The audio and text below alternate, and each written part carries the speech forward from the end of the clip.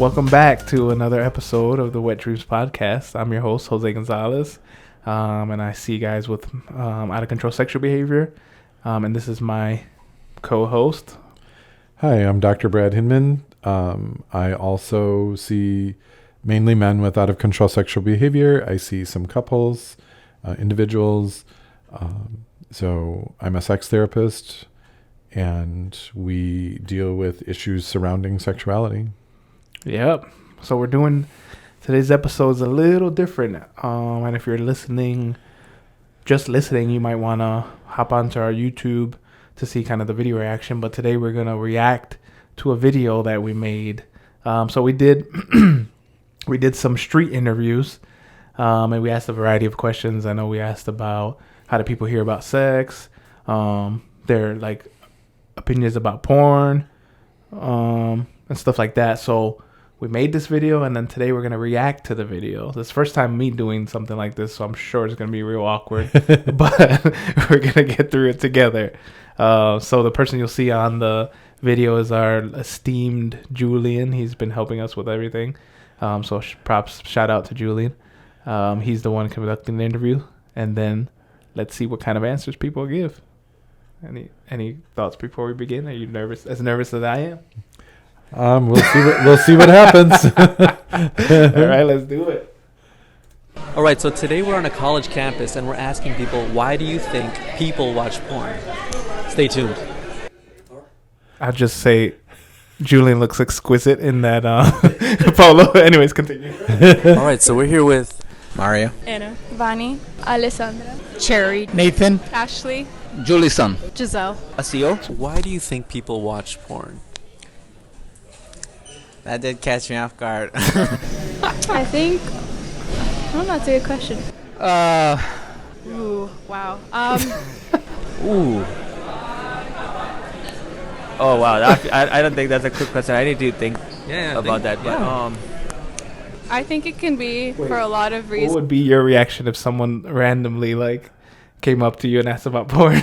I mean, I guess I'm a bad person Yeah, to you're ask right, never because I mind. would tell them why people watch porn. that's true. Never mind. But I think that like it's interesting seeing those reactions because people are not used to hearing that word out loud, right? Like porn is something that people do typically private and secret.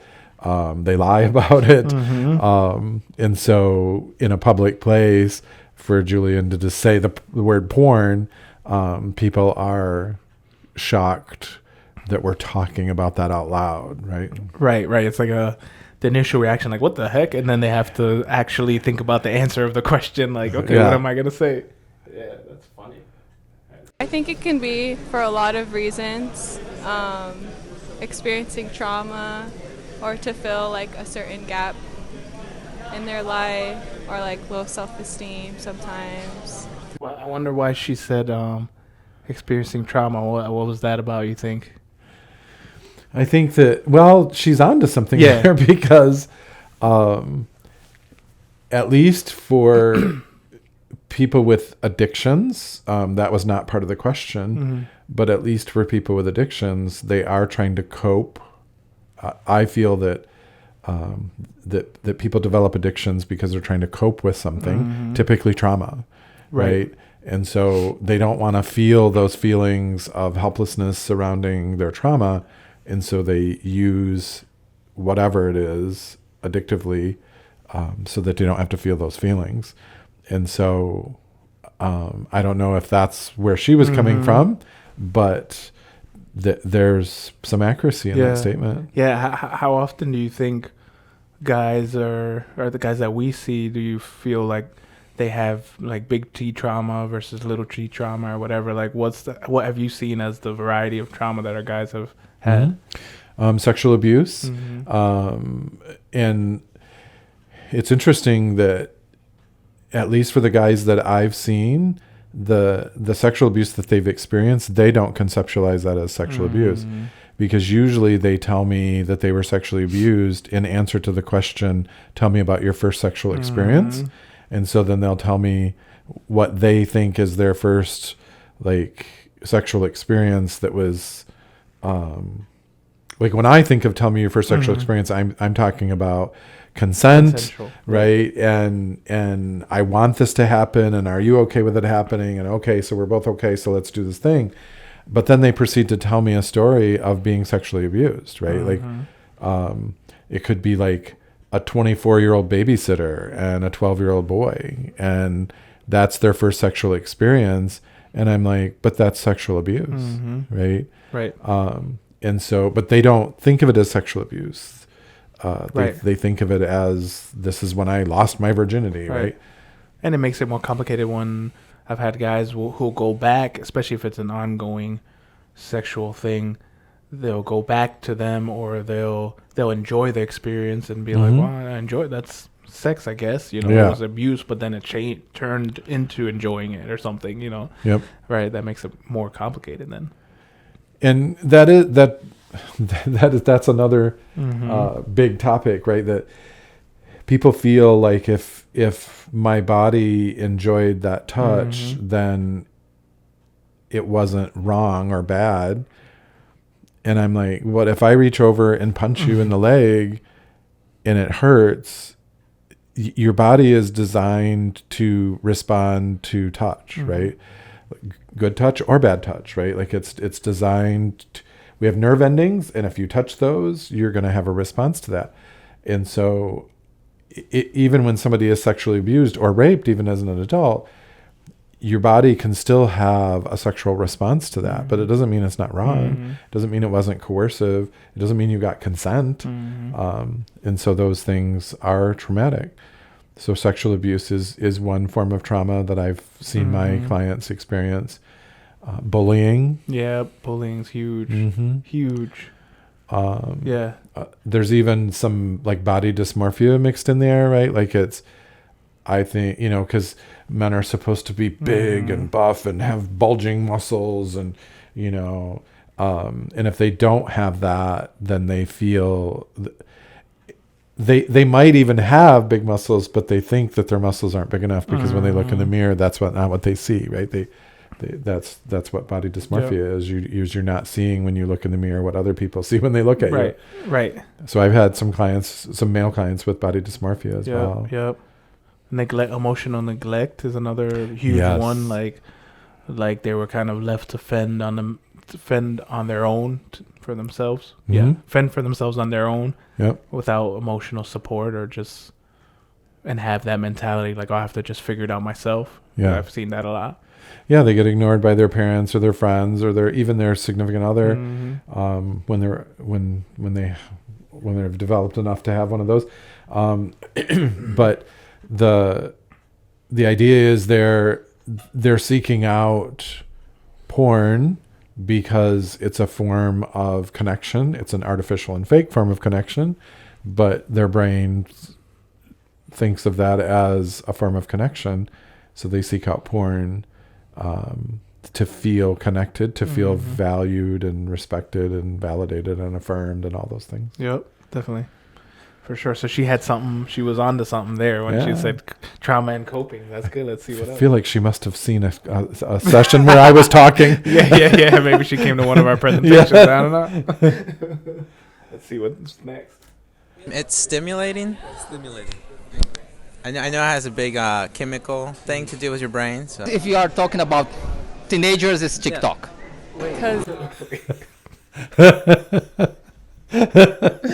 Wait a minute. Okay. What's good? I feel like he said, because you're struggling to ask a question. I feel like he said TikTok because I don't know why, but in my mind, he said TikTok because it's almost like a gateway into looking at porn. Because you can see skin, on TikTok. Sure. And I think it was just so like sudden after the other one. It just threw me off. But I think that's a good point, though. Actually, like TikTok and some of those other social media can be a gateway for people to use porn. Again, specifically guys that struggle with it. That can be like, drive-by porn or porn light or whatever. And also, in some instances, I've had, and the issue with underaged people on TikTok is another big thing. That's a whole nother issue. But anyways, yeah, it's like almost like a gateway thing. Yeah. There's a lot of PG-13 or R-rated content on TikTok, and then it gets the brain into the mode where I want those chemicals. I want those, the gentleman, I think his name was Mario, said that there's chemicals, and he did this with his hand. And so TikTok can start releasing some of those chemicals, and then your brain is like, more. I want more of that, more skin, more sex, right? So let's look at straight porn.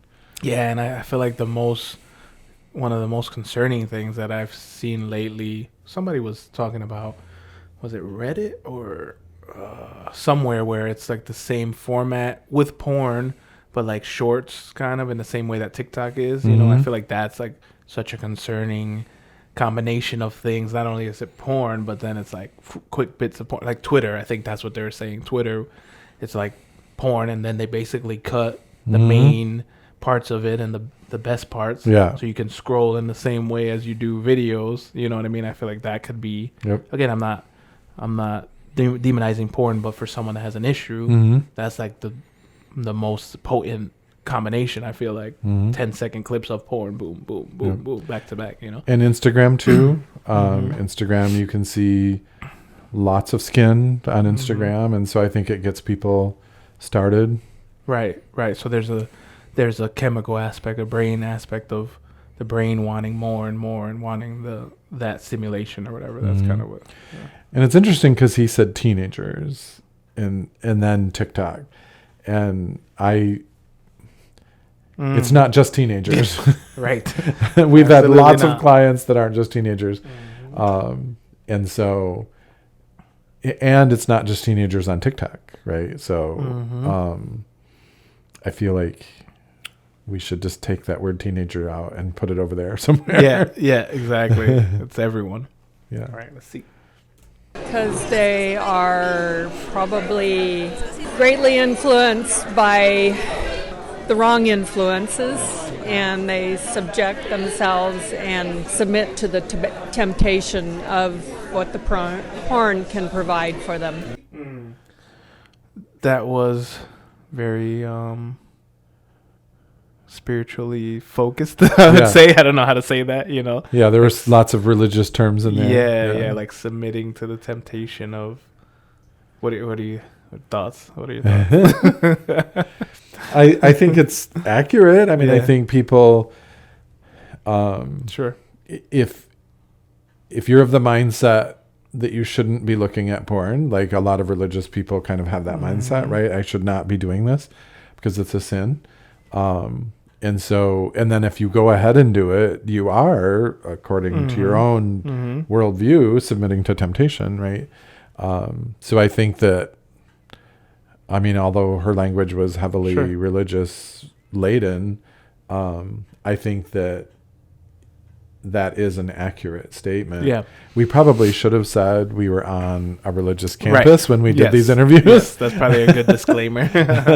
So it's not surprising to me that I'm surprised more of them didn't use it's true. religious laden language. Yeah. Well, and I think, the reason I said that was like where I got triggered, if you will, was a lot of our guys come in with that kind of moral, kind of religious shame attached to their interactions with pornography. So it's not only like I did something against who I want to be, but now it's this religious undertone of like God hates you, but you disappointed God. You know what I mean? And that I just pointed that out because that's often part of the equation of like you're like kind of having to piece that away from yourself, and you've had this religious message growing up. Like I have. Personally, I have had that message regarding anything sex related, porn, masturbation. Like God doesn't like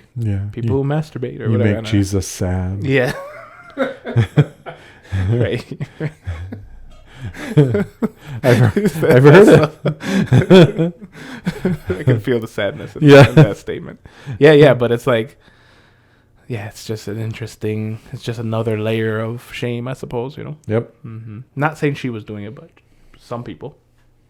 It could be because of a lack of like their own personal needs being met, and maybe they feel like because their own personal needs aren't met, they need to go to other resources to fulfill those needs, or like lacking something in their life. You know I was going to stop it then. Yes. I bet you can guess. Big sigh.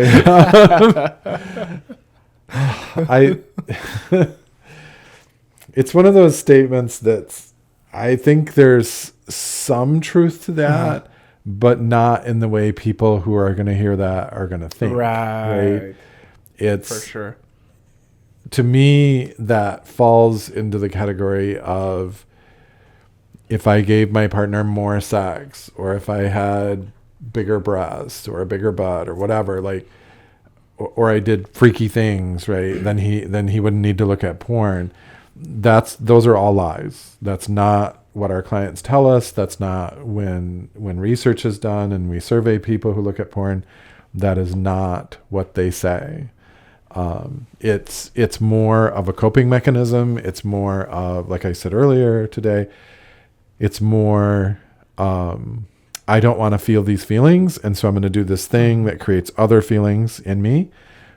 So it's not a matter of I'm not getting what I need sexually, and that's why I'm going to porn.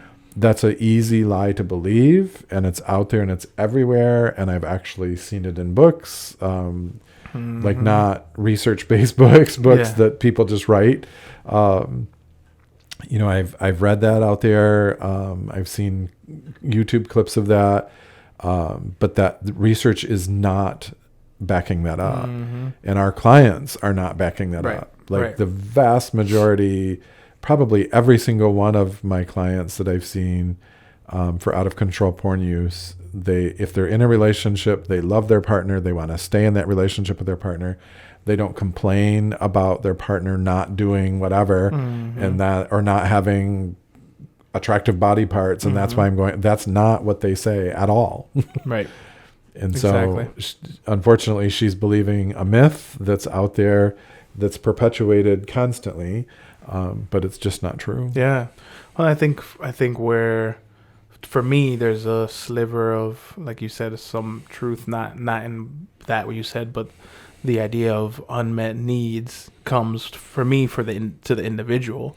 Like, what are the things that they in themselves, outside of their partner, outside of their relationships, what do they need individually, and then the one that's not met, you know what I mean? So it's kind of like it's like, no, definitely no, but like the need part is there, it's just not in the right place that people think. Like, you need more sex. No, it's they need more validation, they need more emotional connection, they need more, whatever, like individually, regardless of what the relationship is, they are not getting that, you know. Correct.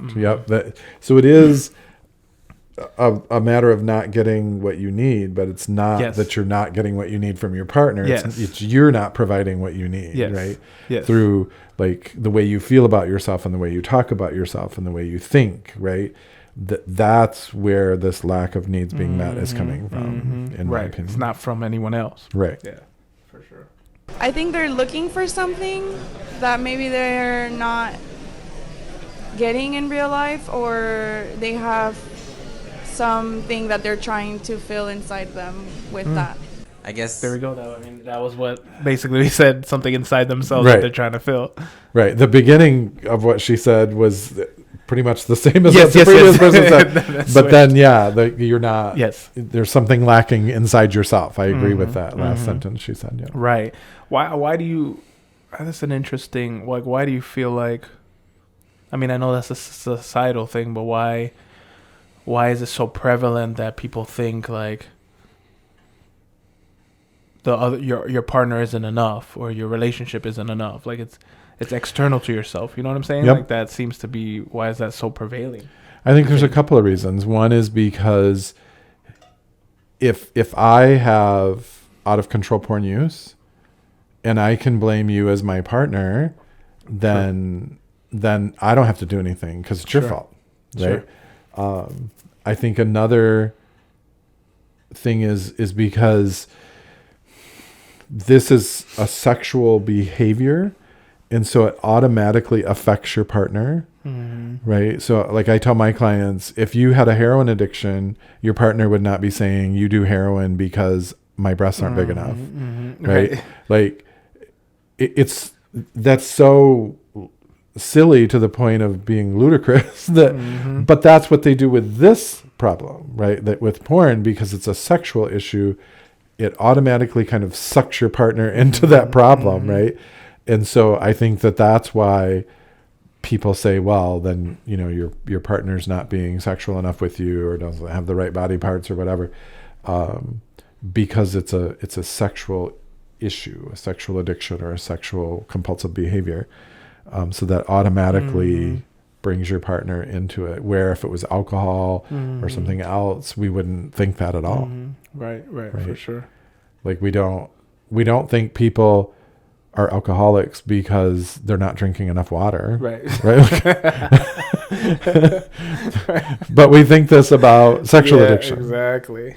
Well, and I think in relationships, there's a skewed view of like, I need to fix my partner, or what I do is gonna make my partner whatever. Like, it's this idea that you need to fix the person, or you need to change them, or they need to change for you. You know, mind you, I haven't dated in a long time, but from clients at least, it seems like there's this skewed, like, oh, they'll change eventually. Like, I don't like this, but this will change us when we stay together long enough. Like, huh? No, it won't. It will not. It'll get worse. It's only gonna get worse. Absolutely. I guess they like that little high they get from it. Yeah. Look at that. We didn't have to go that far. That is correct. The little high we get from it. That's what he said. Yep. People, the chemicals that are released into your bloodstream when you look at porn and masturbate. So it's important to specify that as well, right? Because believe it or not, there's some people who look at porn and don't masturbate. True. And there's some people who masturbate without looking at porn. But if you look at porn and masturbate, the chemicals that are released are 3 to 4 times as powerful as cocaine. And so you do get high. That's true. I mean, it's a different kind of high, and it feels different than heroin or cocaine or whatever. But it definitely lights up your brain when we do brain scans. So it is a form of high. And I mean, people get high to alter their state of consciousness or to alter their feelings, right? So it's the same thing. Right. You're going to have people coming after you for that one. It's the same as cocaine. The chemicals are the same. Either out of curiosity, and then it just becomes an addiction. Like, obviously, like the hormones released, all that, obviously. And I think that's why they keep doing it. But I feel like the first initiative would always be like, oh, like, what is this? Like, they don't get exposed to, like, a good education of, like, healthy sex. So they go online to find it by themselves. Dang, wait a minute. She said a lot of really good stuff. Wait a second. That was really good, actually. The initial... I mean, that's what we find in our guys, right? The curiosity, the initial curiosity along with the, well, this is not good, this is bad, but I'm curious. That's what like starts that initial, that plus not having a good education about sex education or sexuality or whatever. Yeah. She was right on. Like we should be, as parents, we should be talking to our kids about pornography. We should be talking to them about sex. We should talk to them about negotiating for sex and how to turn down sex. And nobody talks to their kids about that stuff. Well, I shouldn't say nobody. I'm sure there's somebody out there, but the vast majority of people do not talk about it. And if you are raised in a religious family, a Christian family, but I dare say other types of religions as well, other than Christianity, the only sex talk that you get is don't do it. 3 words. That's it. Right? No talk about why you shouldn't do it or what is the harm if you engage in sexual behavior before you're ready to do that at whatever age that you are ready to do that. And so I do think that a lack of education plays into that. And I think we should be talking to our kids about sex and porn as early as 3 or 4 years old. We should start that conversation. Now, I'm not saying, sit down and make them read this book at 3 years old. Or show them porn. Right. Yeah, that's not what I'm saying. But I think you need to have a conversation with kids, like how the porn conversation would happen with a 3 or 4 year old would be like, there are good pictures and there's bad pictures. And if you see pictures that you think are bad, you should come and talk to me about those. And then I'm going to talk to you and we're going to have a conversation. I'm not going to yell and scream. I'm not going to make you feel shame, right? But I'm going to talk to you about there's pictures that you're ready to see and there's pictures that you're not ready to see. Pictures that you're ready to see are like of kittens and puppies and flowers. The pictures you're not ready to see are naked people having sex. Private parts or whatever. Yeah. Right. Yep. And so I do think a lot, like we would have a lot less clients if people would talk to their kids about sex. Right. Right. 100%. And on a side note, there is a great book called Good Pictures, Bad Pictures that I own at home too. Yes. But that explains that very thing. But yeah, it's age appropriate. I think people get freaked out, and we're definitely gonna have a series about talking to your kids about sex and stuff. But people get freaked out when you say like talk to your kids about sex. Like I don't know what people think like it's gonna be. You're gonna show them porn or you're gonna talk to them about actual intercourse or whatever. But it's age appropriate things like who gets to see your private parts. I have an 8-year-old and a 5-year-old. I mean, you know this, but and a lot of the conversation right now, especially with my young one, is who gets to see your private parts. The doctor, mommy and daddy, and then potentially Nana and Papa if they need to help you with something. Right. Like it's not many people that actually get to see your private parts. Yep. And that's in the same realm of talking about it. It's just not actual sex. You're just talking about private parts. Actually, I had a funny story. This is random, but I had our stickers for the podcast. I don't know if I shared that with you, but I had our stickers for the podcast. The Wet Dreams one that says Wet Dreams, and they wanted to put it on their school, the school water bottles, and I was like, you could put it on those water bottles, but let's not maybe bring it to school because I think people are gonna know what that is. And I went into this whole conversation about what wet dreams were and all that, and they're like, "Oh, interesting," Yeah. And then I think later on they were like, we were in public, and Ariana, my youngest, is the loudest child ever. He's like, "We're not talking about wet dreams in the class, right, Daddy?" And like, like public, I'm like, "Yeah, shh, quiet. Yeah, thank you for sharing wet dreams." Like in the grocery store or something. Yeah. I was like, "Oh God," but anyways, that's great. She's crazy. I love your daughter. She is one of one. Yes, but she took it in. She got it. She's like, okay, yes, not in school, not in public. She got the message. But I also think that like what you said about like age appropriate, right? But also answering their questions and making yourself available to answer their questions. And so like I told my kids are way older than yours, but like I told my kids that like when they were your kids' age, I said, if you have questions, come and ask me and I will answer your questions honestly. And I did. I mean, it was awkward and it was embarrassing. And there were times where I was like, oh, not this question. But I answered them. Right. And they still, and they're very much adults now. They still will ask me questions. Yeah, that's cool. And so, because I'm a sex therapist. Yep.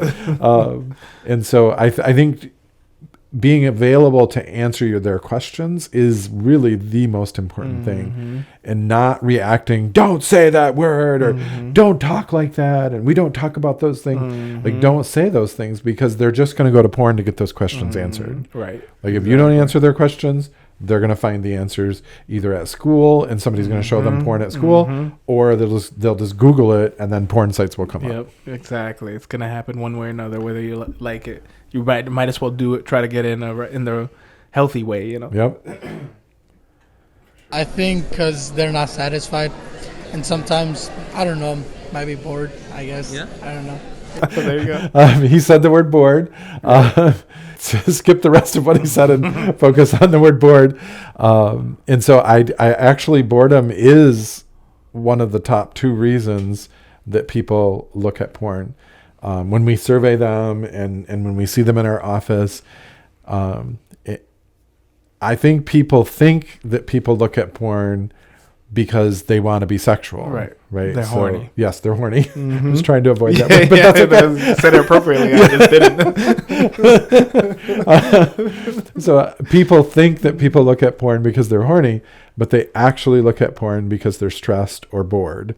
And depending on who we're surveying and the time of the day or whatever that we ask them, those two can flip-flop. Sometimes boredom is number one and stress is number two. Sometimes stress is number one and boredom is number two. But boredom is always in the top two, right? Mm-hmm. So, and it's, and I need to clarify boredom, right? This is what I was going to say. I know what you're going to say. It's like procrastination boredom, right? It's not having anything to do. It's you don't want to do the things you're supposed to be doing, so you look at porn instead. Right. Sort of like watching Netflix, right? So, you know, that people, you're like, man, I have all this homework to do if you're in college, and you're like, let me watch 8 hours of Netflix because I don't want to do my homework, right? So it's the same thing with porn. People watch porn because they don't want to do anything that they're supposed to be doing, and so they do this thing that's fun and entertaining, and it releases all the really good chemicals in your brain, and so then they don't have to think about boring stuff like homework. Yeah. Well, then no wonder, you know, another thing that happens a lot is people keep themselves busy. At least the guys that I talk to keep themselves busy. It's like, okay, if that's like their way of dealing with it, like I'm just gonna do something all the time, like I'm gonna just be busy at work or be busy at home or whatever, you know, in response to not try not to get to a bored spot, you know what I mean, which can be somewhat effective, but at the same time it's not all of it, you know. Sometimes guys will think like, oh, I'm busy all the time, cool, I've don't have an issue with porn anymore. You know what I mean? Like, it's like an artificial, like, but I'm just doing the boredom thing, you know what I mean? But it's definitely can be an effective tactic, like for short periods of time, or like, you know. But I think together with the needs things that we talked earlier, I think it's both, you know. And people, like, at least I'm seeing with my clients that there's less of a willingness to being alone with your own thoughts, right? That people have to constantly be inundated with media and whatever, right? Like we can't sit and be quiet with our own thoughts for 5 minutes, right? We have to have earbuds in our ears and music playing or podcast playing or something. Like we have to be constantly on social media and Instagram and Facebook and whatever all the social medias are, right? Like we have to be constantly busy. Like our mind has to be going all the time, and we're not. I'm finding less and less people are able to just sit in silence with their own thoughts. That makes them very uncomfortable. Right, for sure. Yep. Have a sexual tendency and we have sexual behaviors, and sometimes it's hard to control those, and I think especially in maybe the community that you grew up in, it's kind of a taboo word or a taboo subject, and so people do it in secret because they don't want to, I don't know, talk to their family or their friends about these tendencies they have. So then it just becomes kind of like a habit to do on your own, and comes to a point where you just can't control it, and it becomes a habit. She said something good, I guess. She did. The secrecy. Yes. And it's taboo, right? So I think people keep it a secret because it's taboo. And it's taboo because we don't talk about sex, right? We don't talk about sexual things. We don't talk about porn.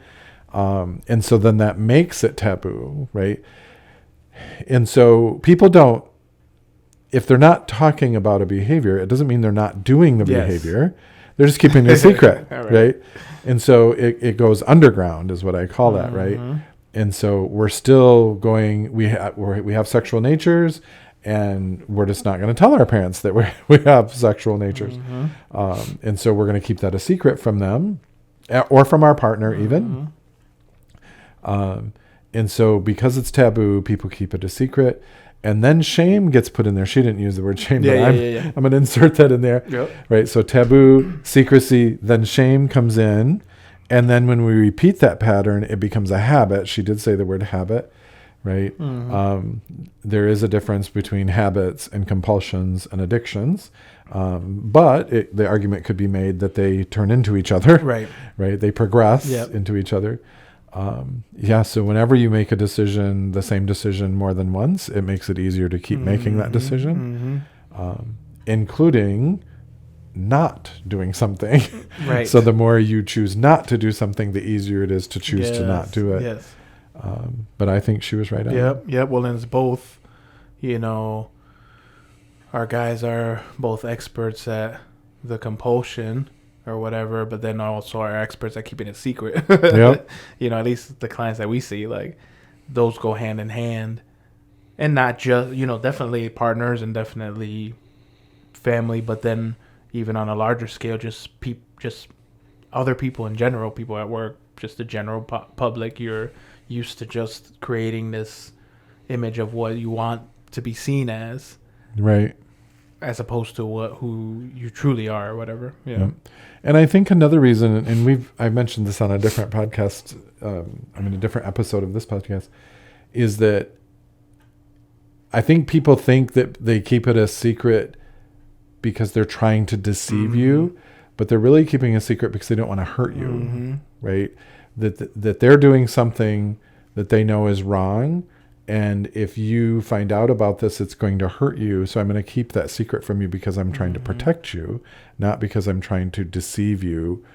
I'm sure that there's cases where people are trying to deceive the person, right? But from a lot of the clients that I've talked to, they're keeping it a secret because they don't want to hurt their partner, and they know it's going to hurt them. So I'm like, well, then you should probably stop doing the behavior, and then that would stop hurting them. But but just keeping it from them is easier. Yeah.